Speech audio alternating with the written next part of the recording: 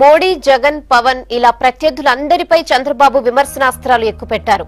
ఎన్నికల ప్రచారానికి ఏపీకొచ్చిన మోడీ పచ్చి అబద్దాలు మాట్లాడుతున్నారని బాబు చెప్పారు.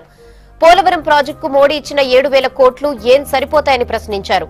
జగన్ ఒక సైకో అని, ఆయనకు ఓటేస్తే మీరంతా జైలుకు పోతారని ప్రజలను బాబు హెచ్చరించారు. పవన్ కు ఓటేస్తే అంతా అత్తారింటికి వెళ్లాల్సిందేనని సెటర్ వేశారు చంద్రబాబు. ప్రధానమంత్రి నరేంద్ర మోడీ సిగ్గు కూడా లేకుండా అదేదో నాకు ఏటీఎం అంటాడు. ఉందా సిగ్గుందా ఆయనకు?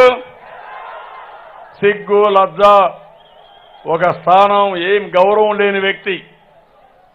నా జీవితంలో చాలా మంది వ్యక్తులు చూశారు, కానీ గ్రామంలో ఉండే చిన్న కార్యకర్త ఈ నరేంద్ర మోడీ కంటే 1000 టైమ్స్ బెటర్ తమ్ముళ్ళు. అదే వాళ్ళ యొక్క స్తోమత. నిన్నంటాడు నాకు ఏటీఎంగా పనిచేస్తానని. నేను అడుగుతున్నా, ఏటీఎం అంటే నువ్వు అనుకుంటున్నావు నీ ఏటీఎంలో కూడా డబ్బులు లేదు. ఎక్కడ ఉన్నా ఏటీఎంలు? పోలవరానికి కూడా డబ్బులు ఇవ్వకుండా చేశారు ఈ పెద్ద మనిషి. నేనేదో 7,000 కోట్లు ఇచ్చాను. ఏంటి నువ్వు 7,000 కోట్లు ముష్టి? 58,000 కోట్లు అవుతుంది.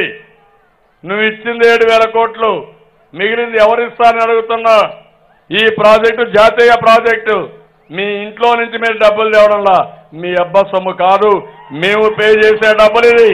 ఈ ప్రధానమంత్రి ఎంత అబద్ధాలు కోరంటే, మాట్లాడితే అసత్యం తప్ప అబద్ధం తప్ప పొట్టగొట్టినా నిజం ఎప్పుడూ మాట్లాడు తమ్ముళ్ళు. అలాంటి ప్రధానమంత్రి వారం రోజుల్లో ఎన్నికలున్నాయి. నేను మీ దగ్గరనే ఉన్నా, ఇక్కడే పడుకుంటున్నా. డబ్బులు లెక్కేసుకోవడానికి, ఇంకో పక్క కుట్రలు చేయడానికి లోటస్ ఫండ్లో ఉన్నాడు. ఈ వ్యక్తి మనస్తత్వాన్ని మీరు అర్థం చేసుకోవాలి. ఇతను ఒక సైకో. ఏం తింటారు తమ్ముళ్ళు? నిన్ను 420 అంటావా? నేను పడాలనా? మీరు చెప్పండి, నేను పడాలనా అని మిమ్మల్ని అడుగుతున్నా. నాకు ఆయనకి ఏమన్నా పోలికుందా అని మిమ్మల్ని అడుగుతున్నా.